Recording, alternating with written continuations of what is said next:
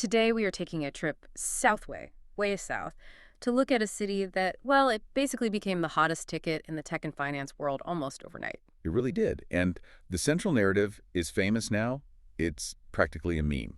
Right. Mayor Francis Suarez sends out a simple six-word tweet, "How can I help?" And all of a sudden, the floodgates just open. And I mean, capital, companies, executives, hmm they all started migrating. It was this en masse movement that transformed Miami into what everyone now calls Wall Street South. It's an incredible story, and it seems like an unprecedented acceleration, really. It was. It was driven by this perfect storm of, external factors and some very, very proactive local leadership. So our mission today is to really unpack that transformation. We want to look past the headlines of, sun, sand, and seed Love to round. hear. We've stacked our sources pretty deep for this one. We've got real estate insights, government development reports, and even direct interviews with key players like Mayor Suarez and the influential VC Keith Rabois, all to figure out if this boom is actually sustainable. That's the real question, isn't it? We aren't just here to talk about the hype. We are here to dissect the foundation that's being built, or maybe the foundation that isn't being built. Right. The crucial question we're wrestling with is this. Is Miami building a lasting, innovative ecosystem for everyone? Or is it just, importing Silicon Valley's biggest problems? Things like crushing affordability issues, a total reliance on outside talent, all while kind of neglecting the community that was already there. Exactly. So in this deep dive, we're going to get into the macro forces that drove the migration, this hyper-luxury real estate revolution, and the very real, very structural talent gaps that are being highlighted by organizations like Miami Tech Works. And we have some really comprehensive data here. It shows this tension between the rapid flow of capital on one hand and the sluggish growth of infrastructure on the other. So we'll cover everything, from the specific tax changes that made California feel, well, untenable for some, to the surprisingly good news about rental supply. All of it. And we'll get to the retention rates needed for local students to fill tech jobs. And frankly, that number it's pretty staggering when you see it. It's a study in economic whiplash, really. The capital flowed in easily, but building the support system for a global tech hub, that's a much tougher build. Okay, let's start there. Let's unpack this magnet effect, because the story really doesn't begin in Miami with a welcoming tweet. It starts thousands of miles away, with these massive pressures pushing people out of the established tech hubs. That's absolutely right. Before Miami could even start selling the dream of, beach access and easy networking, what was the absolute #1 financial driver that was compelling people to leave places like San Francisco or New York? The initial shift, the thing that really caused the first seismic crack, was purely economic. It was driven by a federal policy change that hit high-income earners really, really hard in high-tax states. You're talking about the SALT deduction changes. Exactly. The state and local tax deduction. Starting back in 2017, it capped the amounts that residents could deduct from their federal income taxes at just $10,000. So for you listening, the key here isn't just that Florida has no state income tax. I mean, we all know that. This change to the federal deduction meant that wealthy people in, say, California could no longer offset the massive state taxes they were paying. Right. It effectively jacked up their federal tax burden overnight. It's a huge deal. It is. I mean, think about it. If you're earning a multi-million-dollar salary in the Bay Area, you might have been paying hundreds of thousands in state taxes, and you used to be able to deduct a big chunk of that. Now, capped at 10 grand. Which is nothing. It's a rounding error for them. And our sources actually quantify this. The immediate financial incentive it created. Well, the effective cost difference between living in San Francisco and Miami was immediately exacerbated by an extra 10.5% to 13%. Wow, okay. That is a huge non-negotiable number. For those high-earning folks, that 10 to 13% savings on their total tax bill just makes the cost of living gap enormous. It's highly persuasive. It's more than a savings. It starts to feel like a penalty just for living in your home state. A penalty being levied by their home state, yeah. And that feeling of being penalized, of paying these incredibly high taxes for what a lot of people perceived as, declining services, that fed directly into the next big push factor. The anti-California sentiment. The anti-California sentiment. We heard this directly from influential tech leaders, including the VC Keith Rabois, who pretty much framed his move as an escape from a completely dysfunctional political and social environment. And that's where the frustration really enters the equation, isn't it? It wasn't just about the money anymore. It was this perceived breakdown of the social contract. For sure. What were the specific grievances he and others mentioned that really sped up their decision to just uproot their lives and their businesses? Rabois laid out a whole list of structural issues, things that made the Bay Area feel increasingly unmanageable and just unrewarding. Like what? Well, he mentioned increasing homelessness that you'd see on the streets every single day, major security concerns, rising property and violent crime rates, and this was a big one for him, a dysfunctional educational system that made it hard to raise a family. Right. And he also specifically called out what he termed absurd anti-data science COVID policies and lockdowns. He felt they were restricting life and business long after other places had started to reopen. So he and his peers felt that the high taxes they were paying just weren't funding a functional city, not a high-quality urban experience. That's it. He said he viewed the Bay Area as having inverted the process, where the government felt like it was representing itself and the bureaucracy, not the people funding the system. He was looking for a place where he could be, and I think I'm quoting here, professionally successful, personally happy, and raise kids in an aspirational culture. That contrast, dysfunction versus aspiration, is obviously really powerful. That dysfunction was the big push. But the thing that actually made the move possible, the mechanism, was what we're calling the COVID accelerator. The sudden forced shift to remote work. Exactly. And this is where it gets really interesting for me, because remote work didn't just happen. It fundamentally lowered the cost of experimentation for these professionals. That is the perfect way to put it. Before the pandemic, moving meant quitting your job. Right. You had to sever your network. You might lose access to capital. It was a huge risk. Massive risk. But during the pandemic, you could suddenly try living somewhere else. Yeah. Miami, Austin, wherever, without having to quit your high-paying job. You could test the waters. And that test, that experiment, it exposed a fundamental weakness in the Bay Area's dominance. It really did. What was that weakness? It was the realization that the Bay Area's supposed monopoly on talent, that crucial network effect, was, in Rabois' own words, largely mental fictions or fake news. Wow. Fake news. Yeah. I mean, for decades, founders of VCs believed they had to be physically on Sand Hill Road to get validation, to get funding. But when the entire industry went remote and deals were still getting done over Zoom, that physical requirement just evaporated. The handcuffs were off. Once you prove you can succeed from anywhere, why stay in the most expensive, most dysfunctional place? Exactly. So once those push factors, the taxes and the dysfunction were at their peak, Miami provided this irresistible pull. And this is where Mayor Suarez's proactive attitude becomes just pivotal. He shifts the whole narrative from a place to escape to a place of opportunity. He wasn't obstructive. He wasn't demanding permits. He was just asking, how can government facilitate your success? That is a world of difference for a founder coming from a heavily regulated place. It's a refreshing difference that absolutely attracted capital. Yeah. They saw a city that was cultivating a culture of aspiration and welcome, not just, bureaucratic hurdles. And Rabois pointed to the city's unique culture, right? The cosmopolitan mix. He did. He highlighted that it's an immigrant culture, drawing people from Latin America, from Europe, from New York, and now from Silicon Valley. And this mix fostered a shared sense of striving. It's an aspirational escape immigrant culture that was just naturally welcoming to newcomers looking for a fresh start. And it seems like that welcoming culture extends into the government itself. I thought this was a fascinating statistic. Rabois pointed out that 3 of the last 4 Florida governors and a majority of the state legislature were not raised in Florida. It's a wild stat, isn't it? It suggests the state is fundamentally built on integrating new arrivals no matter where they come from. It creates this kind of shared experience among residents, whether you're a hyper-wealthy VC or a recent Cuban immigrant.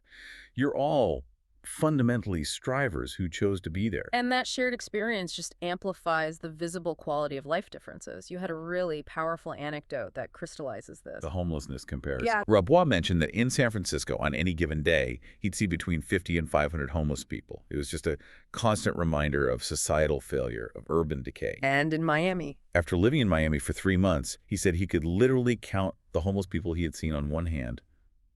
4. 4.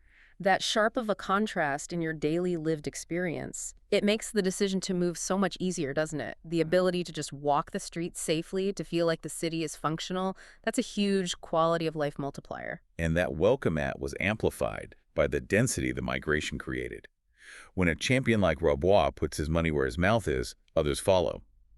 He estimates he convinced 8 to 10 of his closest friends and over 100 people in his concentric circles, co-investors, founders, employees, to move. That's instant critical mass. It is. And the "How Can I Help" t-shirt story, it perfectly captures this. It shows how fast the dynamic changed, how the network density just appeared out of nowhere. Tell us that story again. So, Mayor Suarez shared this story about a young man wearing one of those T-shirts, the one with the famous quote, "under a blazer," at a synagogue event. Yeah. And this young guy gets stopped by people asking if he has a tech company just because of the shirt. He starts tweeting about it, the mayor retweets him, and the immediate result is that 4 different VCs called him right after that.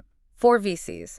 Calling a young entrepreneur who is basically wearing a meme t-shirt, that is the definition of a network effect that absolutely did not exist in Miami before 2020. Not at all. Before, you'd have to fly to Palo Alto, get a warm intro, sit in a sterile office for 15 minutes. Now that opportunity is just walking around in a blazer in Miami. It fundamentally shifted the gravitational center. It changed where ambitious people could go to get seed rounds and find co-founders. That's why we're talking about Miami now. It's where aspiration met the reality of unprecedented capital flow. Okay, so this rapid flow of extreme wealth, capital, high-earning talent, it's all pouring into this geographically constrained, very desirable region. When that happens, the economic consequences are immediate and profound, especially in real estate. Which is where the city has really cemented its new identity as Wall Street South. And the evidence for that is just, it's hard to ignore, isn't it? We're talking about record-breaking sales, over $10 million, becoming almost routine. Routine. And our sources are citing skyrocketing demand for ultra-luxury $100 million homes. This isn't just a local housing boom, it's a fundamental restructuring of the market, driven by global capital deciding Miami is its new home base. And when those high-net-worth buyers pour in, they aren't just buying one house. They shift the entire surrounding economy, from luxury services all the way down to the baseline cost of housing for everyone else. Absolutely. I mean, the ultra-luxury real estate market, especially waterfront gated, unique properties, it's inherently scarce in Miami. There's only so much coastline. Right, it's finite. The supply is fixed and the demand is global. So the benchmark for luxury just keeps rising, and that pulls all the other property values up with it. This influx of cash has created a really stratified and, frankly, interesting market dynamic. Our sources segment the market pretty neatly into 2 parts, which is a critical distinction if you want to understand the future of Miami's housing. Yes, there are clearly 2 distinct markets operating at the same time. First, you've got your ultra-luxury buyers. These are people who are largely immune to high interest rates because they're paying cash or using very low leverage financing. The billionaires, the global funds. Exactly.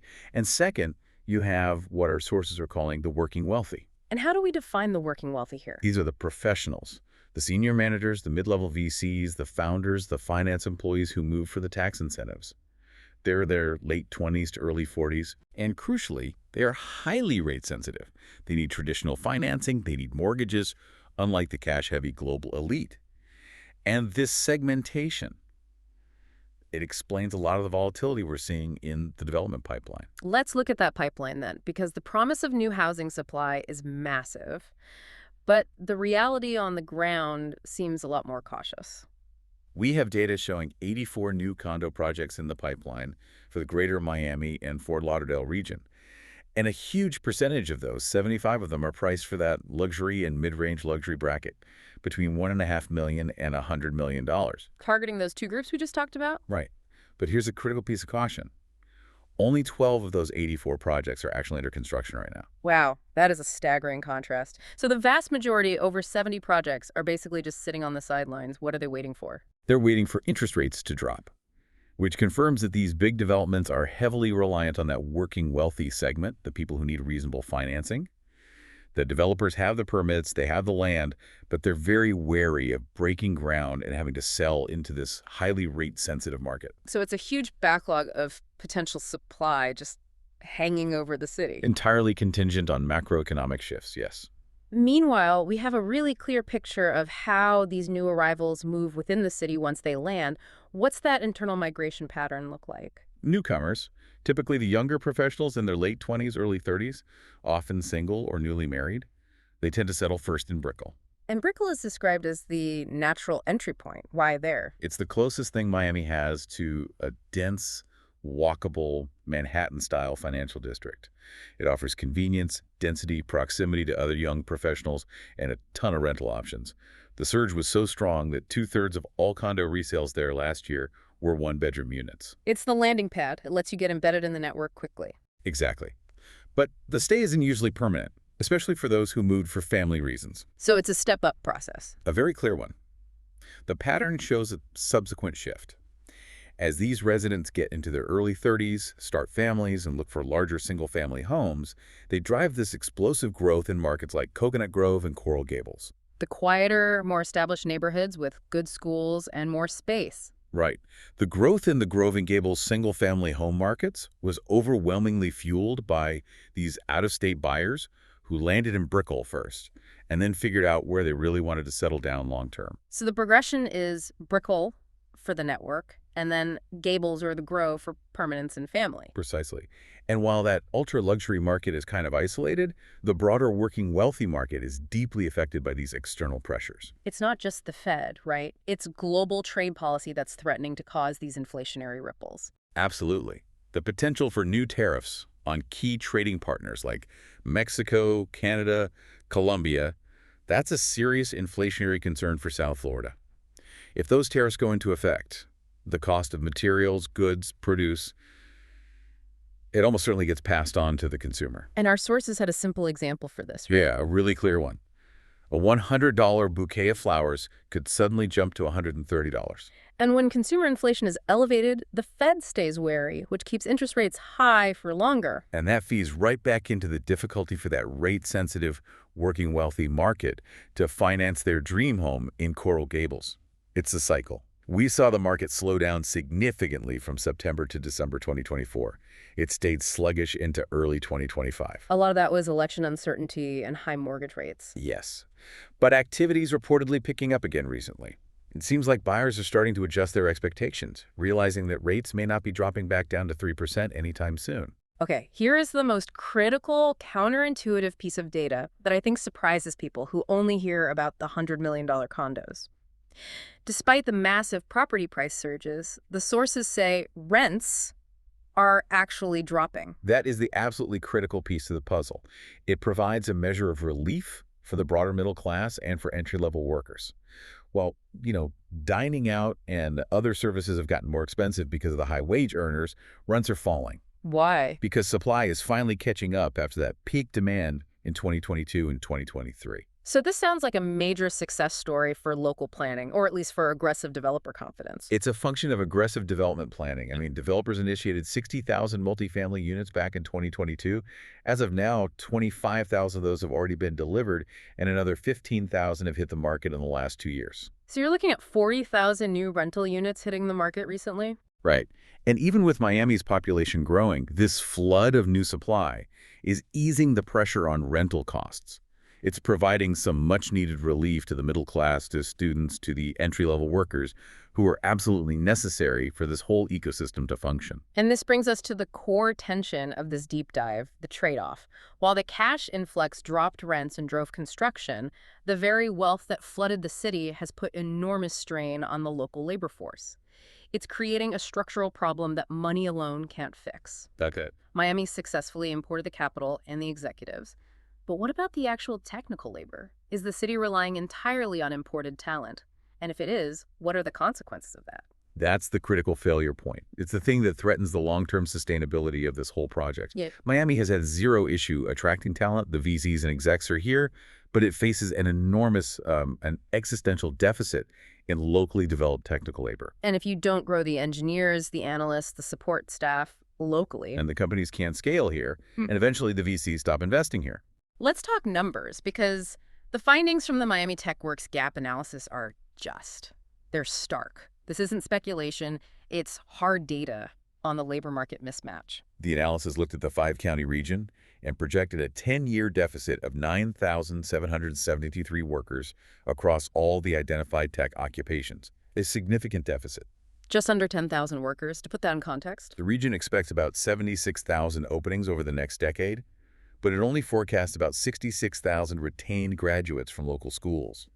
That is a massive hole to fill if Miami really wants to be an intellectual capital, not just a monetary one.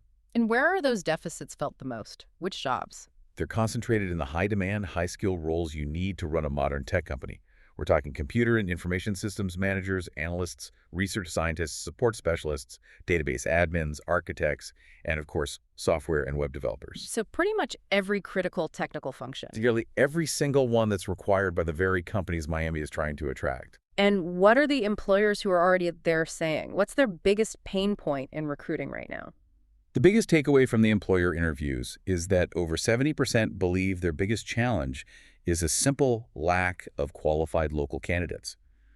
They just can't find the talent in the local labor pool. Which forces them to do what?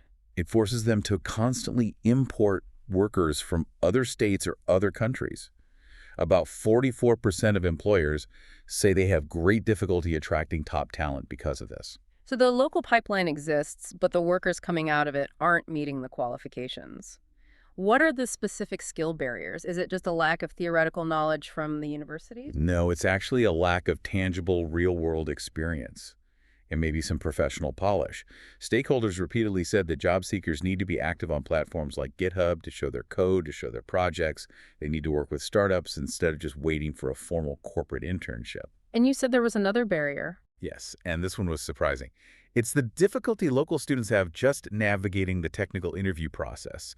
The big tech employers are used to hiring from the Bay Area, and their interview process becomes its own kind of barrier for students who aren't prepped for it. The bar is set for Silicon Valley talent, and the local pool isn't ready for that level of scrutiny. And the retention rates they need to close this gap are.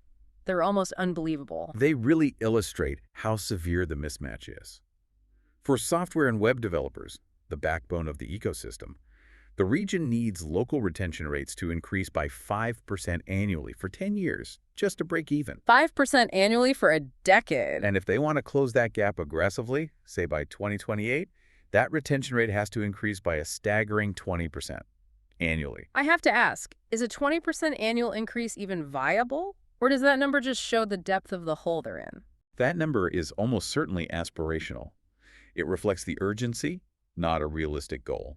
It tells you two things. One, local talent is currently leaving at an alarming rate. And two, without drastic intervention, the deficit is going to balloon. And it gets worse for other roles, right? It does.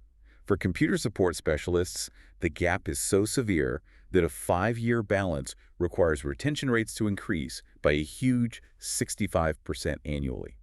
That's a monumental overhaul of the entire pipeline, from education all the way to employer sponsorship. And this feeds right back into the core affordability issue.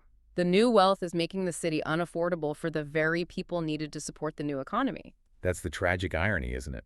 The high cost of living makes it really hard for the small employers, the actual local startups, to offer competitive salaries for these entry-level tech jobs. So what do they do? Some of them admitted in the reports that they're increasingly hiring remote workers from lower-cost states. They can offer salaries that are competitive there, rather than paying the inflated Miami wages. That's a direct feedback loop. The imported wealth prices out the local businesses trying to hire local talent. It makes the job seekers' priorities crystal clear. They are very clear. Competitive salary and a living wage is the top priority, no surprise there. That's followed by clear advancement opportunities and remote work options. And what are their biggest barriers to getting those jobs? The barriers they face reflect the exact Silicon Valley problems Miami is at risk of importing. Difficulty getting hired, access to affordable housing, and transportation barriers. Those are the top three. So, high housing costs, traffic, and a tough job market. That's precisely what people left California to escape, and now Miami is importing the whole package deal. It seems that way. Which brings us to physical infrastructure. We know about the traffic, but how is Miami trying to address the quality of life for all residents? Tell us about the underline.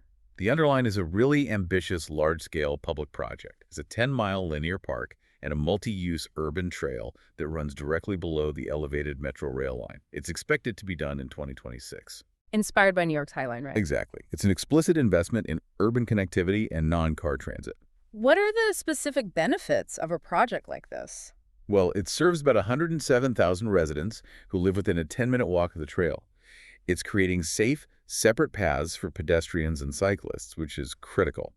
Miami was ranked the fourth most dangerous city for pedestrians in the U.S. And it has some green infrastructure, too. It does. It incorporates things like bioswales and native planting. Bioswales. Let's define that really quick. A bioswale is basically a landscape element that uses plants and soil to filter runoff water.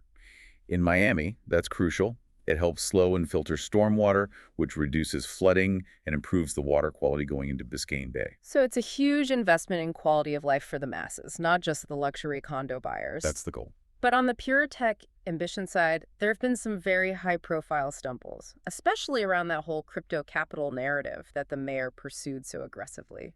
Yes, the hype sometimes dramatically outpaces the reality. The most notable example is Miami Coin. Right. Trading for Miami Coin was suspended on its main exchange because of exceptionally low liquidity. Which is a polite way of saying the market just dried up. It is. The exchange explicitly said they were concerned that malicious actors could easily manipulate the price, which forced them to delist it.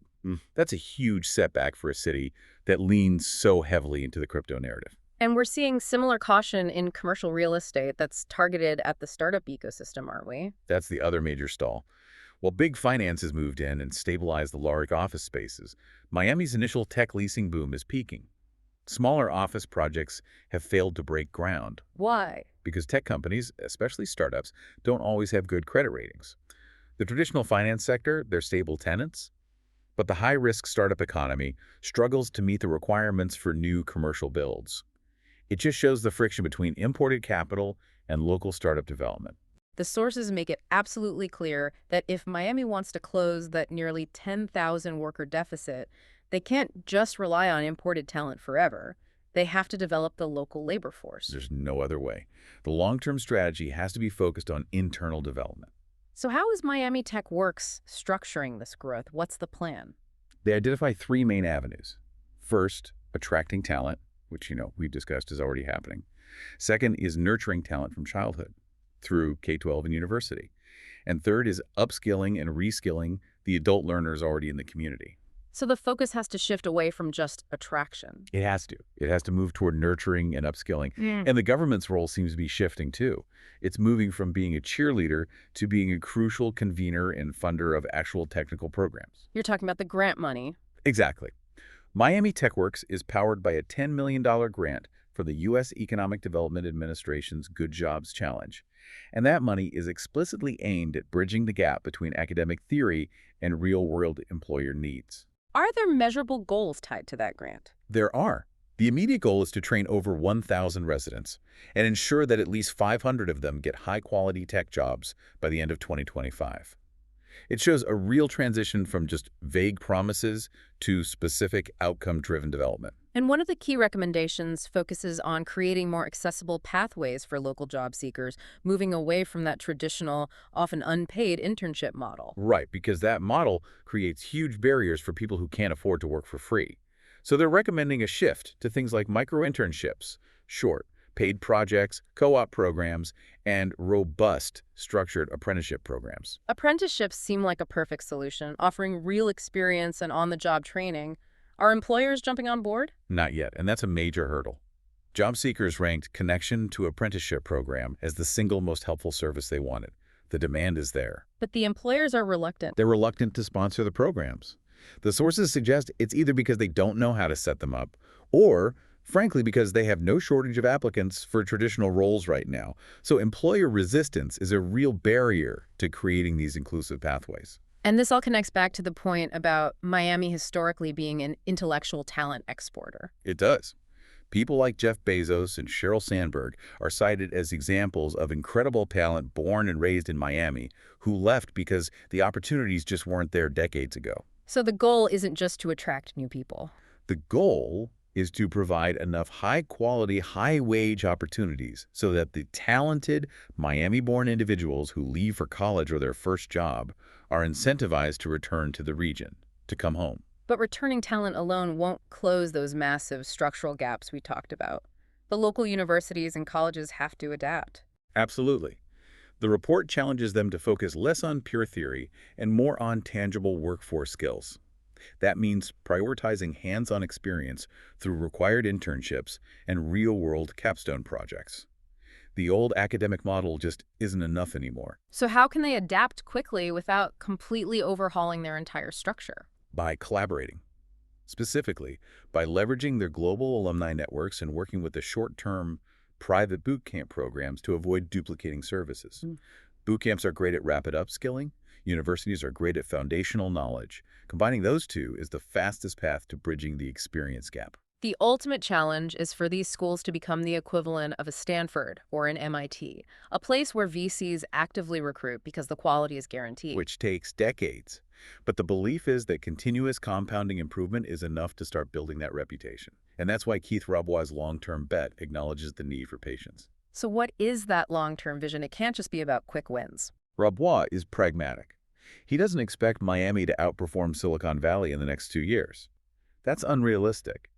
But he believes that over the next decade, through this foundational work-building companies, scaling the local talent pipeline Miami can become the undeniable foundation for the future of American innovation. That ambitious outlook is really encapsulated in Mayor Suarez's elevator pitch for the city. It's low taxes, more police for safety, functional zero on homelessness, and investing in projects like the Underline. And he finished that pitch with a bold challenge to the world, summarizing the whole promise of the Miami Magnet. He said, "The better question for you is not whether you should move to Miami. The better question is, why haven't you already moved to Miami?" That's the booster spirit in action. They have achieved that initial critical step of massive capital inflow. The money and the ideas are here.